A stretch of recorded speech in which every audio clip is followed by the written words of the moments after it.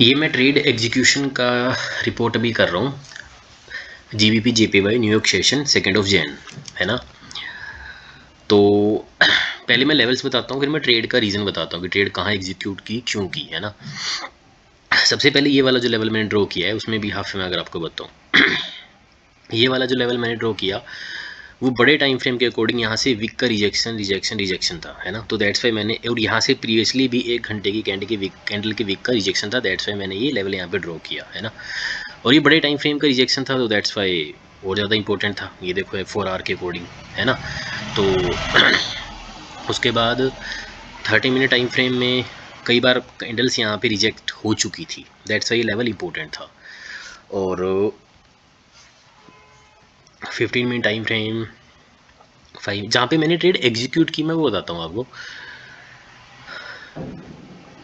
1 minute के time frame में जो हमारा एक है कि कैंडल ईएमए से, क्योंकि हमने माइंड मेकअप बना लिया था कि कैंडल मार्केट जो है इस लेवल को ब्रेक कर चुकी थी। अभी हमने छोटे टाइम फ्रेम में कंफर्म नहीं किया, बड़े टाइम फ्रेम में हमने कंफर्म किया कि मार्केट ने इस लेवल का ब्रेकआउट दे दिया है ना। और ब्रेकआउट दे दिया मार्केट ने इस लेवल का, तो सेल का मैं ट्रेड यहाँ पे प्लान कर रहा था। माइंड मेकअप था बड़े टाइम फ्रेम के अकॉर्डिंग कि मैंने सेल यहाँ पे एंटर करना है, सेल का।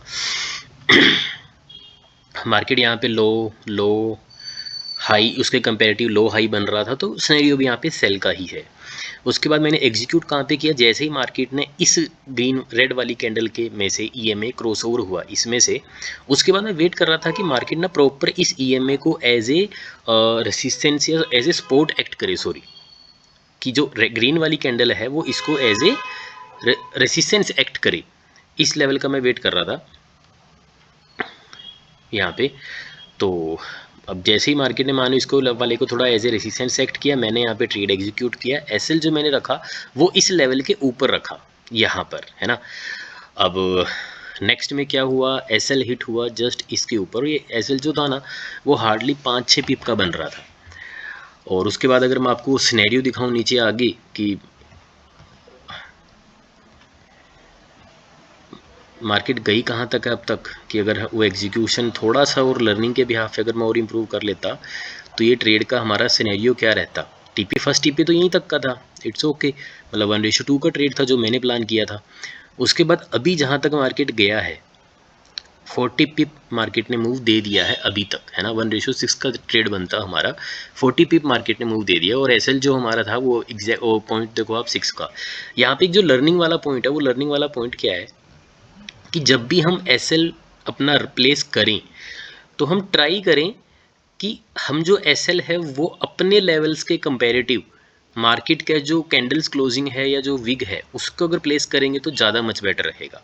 जस्ट इमेजिन कि मैं अपना जो एसएल है वो इस लेवल के कंपैरेटिव छोड़ के इस वीक के ऊपर प्लेस करता, और स्प्रेड को भी अगर इंक्लूड करके चलता, मैं अपना जो एसएल है वो मैं जस्ट यहाँ पर अगर प्लेस करता, 10 पिप का एसएल बनता, यहाँ पे जाके 10 पिप का एसएल बन रहा है ना।